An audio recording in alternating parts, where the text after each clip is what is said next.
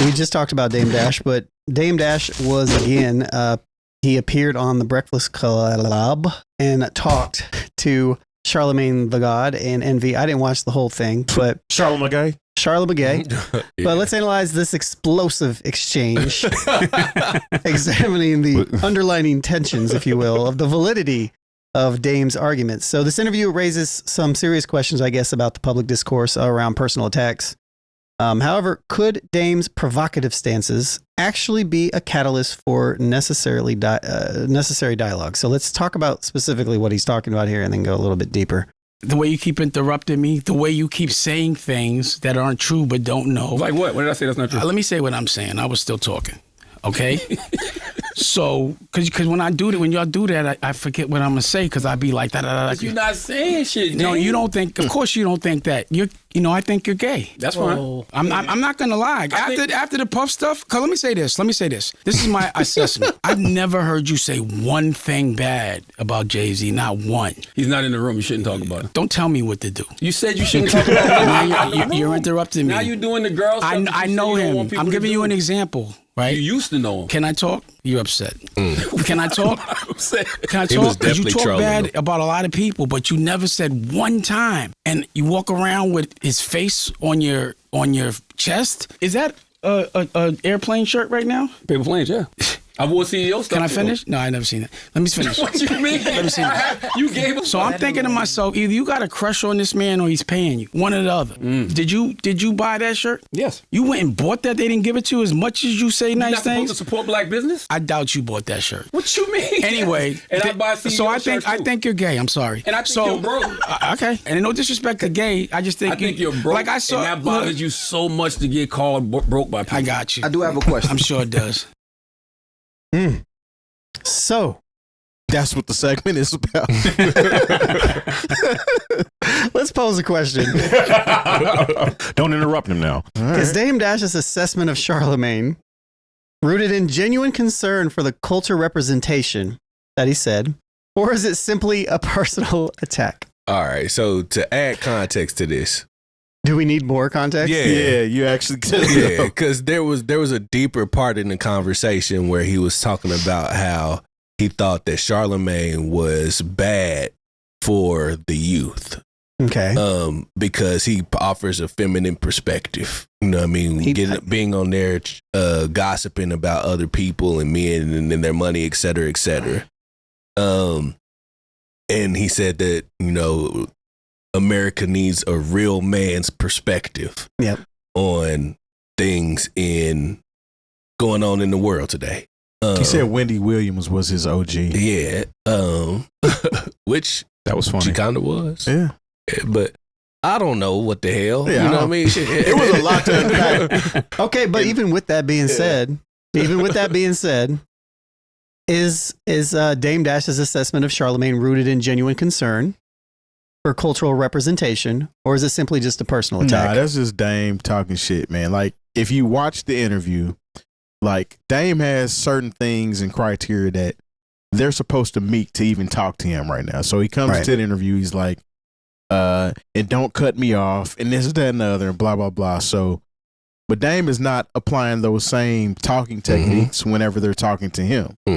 So anytime somebody says anything, oh, don't cut me off, you're making me lose my point. I mean, literally, Charlamagne called him on like 3 things just in that small clip. That small clip, but that was going on the whole interview. Yeah. This was just, there's some built up animosity. Again, we're using Dame Dash as the common denominator because he has a problem with everybody that doesn't agree with him. He's picking at him because he has on a Paper Planes Jay-Z shirt, and he's like, you never say nothing bad about Jay-Z. Okay. What's that have to do with the conversation that we're having right now? We talking about you, brother. And he's telling him he's using his own words and statements against him.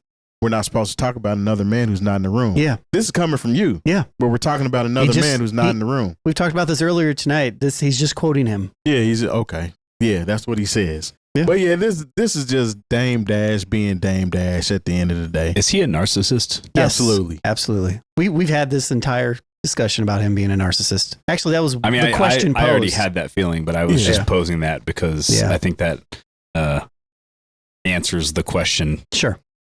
Like immediately. Yeah. there's no, well, I forget how you phrased it, but yeah, is it authentic. Does he actually care about this? You know, No, like he does the not representation, care. or is it just No. He could. He could. You He think? could actually care. You know. If you're a narcissist, aren't you just going to center yourself? So like, Yeah, exactly. he's only concerned with things that have direct impact on him. Well, he never said I need to be the one to talk to the people, though. You know what I mean? He just said, look, there needs That's to fair. be a different voice. Well, so he was trying to leverage his guy to be that voice. He said what he did. He told him that he needs to be up there at least twice a week. Yeah. So he came into this interview. with, So Dame's saying he wants himself to be. No, he brought some- his OG or somebody that he kind of from the same neighborhood or something. Do they know this guy? No, They did don't. not know I don't him. think they know him Nobody knew him. personally. So to he's this just point. trying to slide dude in Mhm. twice a week. Pretty much, man. Dame tried to control the interview, and So he's a controlling narcissist. yes, that's exactly what So- happened in this whole thing. Like, I actually ended up listening to the whole hour and a half interview. God bless you. Yeah, I mean, I'll be at work. I have to ride around and listen to shit Yeah. anyway. So a lot of times I listen to podcasts and things of that nature. But I listen to it for entertainment purposes because it was very entertaining to me. It was. You know? This Dame is, no matter if you like him or dislike him, whenever somebody talks to this dude, it's going to be funny. It's going to make you be like, man, what the is this dude talking about? It's just entertaining at the end of the day. But yeah, I listened to it, and a lot of the stuff that he was mad at them about, he was doing the exact same thing. And it was just very interesting.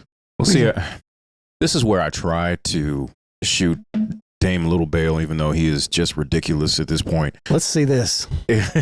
Is he kept? This is where I had to get off of the train. Is when in this clip that we play, where all of a sudden it just comes into childhood insults. I think you're gay. Like, that's when you just know you've lost, and like you're not even interested in a real conversation. But I wanted to hear him talk about the differences between taking a loan and lines of credit, about having certain things in your name and certain things that they can't come after you for if you file for bankruptcy. Chapter 7. Yeah, bankruptcy protection. I think those are the kind of conversations that we could have had here, but it just devolved into schoolyard insults. And then that's what, like, right around the here. This was when I wasn't riding around. Yeah. So I turned it off. I was like, this isn't going anywhere. Yeah, they tried to ask him those questions, and he kind of alluded to it in a certain way, stating that the internet shows that I'm broke, and it's because nothing's in my name. He's saying he pretty much everything is in his family's name. Mm-hmm. So when they go after him, it shows him having nothing, where the money is actually somewhere else. But he didn't tell you, he didn't school you or give you no game on how that works. He actually brought up Donald Trump as a positive example of a businessman that just does bankruptcies and he's successful, because they told him that he wasn't successful. So he brought up Donald Trump, talking about, well, you can't say that he's not successful. He's the president of the United States. You know what I'm saying? But there was no real game given on this. It was more so leading toward, I disagree. I have a kind of, but it was more so leading toward, I am now in a position to where if you really want the game, you have to come over here and watch it on Revolt. That's exactly what it was to me. But I think him just saying that is giving the game. You know what I mean? Which like, part? It's, him saying, him telling probably the average person that does not know what he's saying, him just putting that out there. It's up to you to do the research. Yeah. You know what I mean? But I gave you the game. I told you what was going on. It's up to you to investigate further. And yes, if the game is to be sold, not to be told. So if you want to hear it, come over to Revolt and listen to me tell you how I actually did it to this point. But I got to leverage myself and this venture that I'm trying to do at the same time. So come over here to hear it. I ain't going to give it to you for free here. Yeah, that makes sense.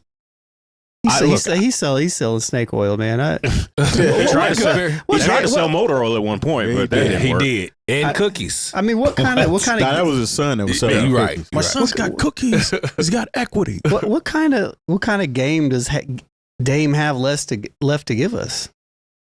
You know, like, Look, if he can be, once again, I want to hear more about the difference between lines of credit and being and then taking out a loan, and because I'm hearing all things that you have to pay back. First of all, So if there's a difference between, I want to hear that conversation, but at the same time, I don't want to hear from Dame. Yeah, I mean, that's what I was gonna say. I mean, there's much more credible people to get that information from. You know, and I don't know. I just look at him as like, maybe it's because like I do still believe Dame Dash is important to the culture, but at the same time, right now he just talks in circles, and I believe once it gets personal, then he loses whatever useful things he could tell people into just insults and foolishness. The same foolishness that he says that, you know, makes Charlamagne not useful to the culture. How much does trauma inform one's perception and expression of masculinity? Because that's essentially what Dame was saying here as well. And how does that play out in hip hop culture specifically? Well, I think we've always used gay as an insult, and that's how Dame used it here. Let's not make any let's not say anything, because he said, oh, respectfully, no problem, but like when you call Charlamagne gay, you're using gay as an insult in a way. You can't respectfully that up. Yeah, as a way for you to attack his manhood, because he's not doing things exactly how you would do them or how they did them in Harlem, you know. And so it was actually part of the punchline. So once they start having that conversation, he goes, I don't have any problems with gay people. I have problems with people that are gay and don't say that they're gay, like you.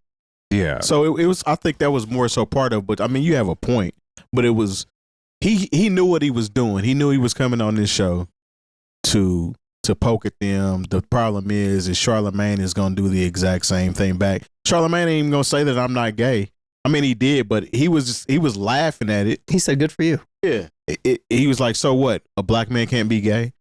He's like, no, I'm not saying black men can't be gay. I'm saying that people should say that they're gay. Put them you're in a gay. box. Yeah. But at the same time, he was trying that. He used saying that he was gay as a way to negate. Like, once he got into a corner, his way to box out of the corner was to say, well, you're gay. And you won't say that you're gay. You could hear, even in the clip, you could hear he was going to respond and say, yeah, but you're gay. And then he was like, I think that you're gay. You know, like he even stopped himself from saying it. Like, if it wasn't the punchline, then you would say something else. It doesn't work on that show, though, because they play around with each other and call each other that all the time. Yeah, and also you got to... Yeah. Well, then that goes to my question. Yeah. You know, masculinity and how does this play out in the culture? But there's always been this, you know, is masculinity, you know, wearing your, you know, Timberlands and oversized jeans? Is masculinity, you know, there are people who clown Russell Wilson for being a good husband and father. You know, like we have these messed up conversations about what masculinity is, specifically in the black community, in more of on a macro level in hip hop. Might be micro, macro. I mess that up a lot. But macro big, micro small. Okay. So I'm just like, why are we, like I said, it always comes down to you are not the man I am because you don't do this, and this. Mm-hmm. And it is not a productive conversation. It never is. And a lot of times, like, the people who depend on you the most to be the man, if you will, and that depends really on who you're talking to and when you're talking to them, they make that determination. You could say, you know, I'm not masculine, but what do my wife and what do my children think? Mm-hmm. What do the people who depend on me in the community think? What do my business partners think? You coming up here, you know, with your new teeth and your new ventures, you saying because I've said these things about you and it's clearly personal, you saying that I'm gay or I'm not a man or what I'm doing is not masculine, that's not a determination to be made by you in the first place. Mm. Yeah. It's not how many trees can I chop down with my bare arms? Yeah, he used that moment of the can I get a drop moment, Charlamagne, to challenge his manhood. He said, because you ran when you were about to be jumped by 4 people. Yeah. And he said he would have. Oh, yeah, he said that I would have been a man and I would have stood there and went down fight. I would have went down. I would have fought to the death. Good for you, man. Yeah, good. And then you aren't here for your children because you're so manly that you got your ass whooped and killed in the street when 4 people run up on you. Unless you have a gun, you're supposed to run. I'm out. Yeah, I mean, if masculinity is like showing up and doing the things you're supposed to be doing, and to, you know, define how you want, but part of it's showing up. Mm-hmm. A lot of you ain't showing up if yeah. you get your ass kicked, then you die. You know, so I'm just saying, I don't know. My uncle told me a long time ago, better to say there he goes than there he lays. Oof. Yeah. No, I think you're right. Bar. Yeah. So, I mean, like I said, I think these, I don't know, man. Like, I just hate these conversations. A lot of times when you try to boil down masculinity to whether or not, you know, I can change a carburetor out with my bare hands and, and whether or not I can take an ass whooping in the middle of the street. Yeah, I don't know, man. I mean, Nick's got Beethoven or Prince on his shirt. And when you think about masculinity, you wouldn't necessarily define Prince as that, but he was the man. Like, you couldn't tell Prince or challenge Prince on shit. Prince had them hoes. But like, if, you know what I'm saying, on the outside looking in. And he beat you in basketball. Beat you in basketball, I'm making some pancakes. You can't dishonor him based on his Him image, wearing so the to speak. heels and Yeah, I mean, he was the man. Yeah. That was the thing at the time, to be androgynous. Some of the people that Depending on who you talk to, there's Hell. some people that looked at Prince were like, "Come on, doggy." shit, Like, Melly Mel and them were Yeah, they were. well, no, yeah, they was African out. Bambaataa. Them some of the No, they was costumes dressed up like the Hebrew Israelites. That was different. Now, yeah, you Prince had some mannerisms, but you can't that were a little different than them. They dressed. I'm saying, Yeah. African Bambaataa was a man, and you know the allegations against him. He ain't shit. Yeah, hey, Planet Rock. Hey, man. Yep. Yeah, it's a very long. It's a. I guess we can wrap it up, but I'll say there's a very long history of I don't know, patriarchy, if you will. What does a man look like? Exactly. You know, it's like it's like the Fight Club thing too. Is like, is this a man? Mm-hmm. Is this a man? Mm. You know, is this what a man looks like? You know, and it's like Bob. Yeah, it's just it's Bob had bitch tits, Terry. but you know, it is rooted in patriarchy all the way back to, you know, like a man does this for his family, and you know, the woman's place is here, and all of this stuff. So, you know, yeah, I don't know. I think I'll leave it at Bob has bitch tits, but it took me forever to realize that was Meatloaf. Yeah. I did not know that was Meatloaf. You know, Great movie. You let the right person tell you, you know, like showing any type of emotion is not a good thing. I'll do anything for love. But I won't do that. But I won't do that.